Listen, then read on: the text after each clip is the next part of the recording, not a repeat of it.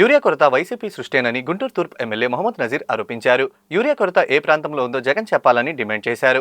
రాష్ట్ర ముఖ్యమంత్రి చంద్రబాబు నాయుడు విజ్ఞప్తి మేరకు కేంద్ర ప్రభుత్వం ఏపీకి 50,000 టన్నుల యూరియా పంపించిందని అన్నారు.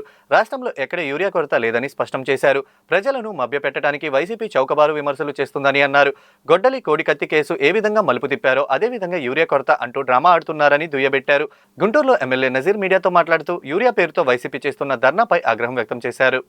యూరియా కొరత ఉందని చెప్తా ఉన్నారు.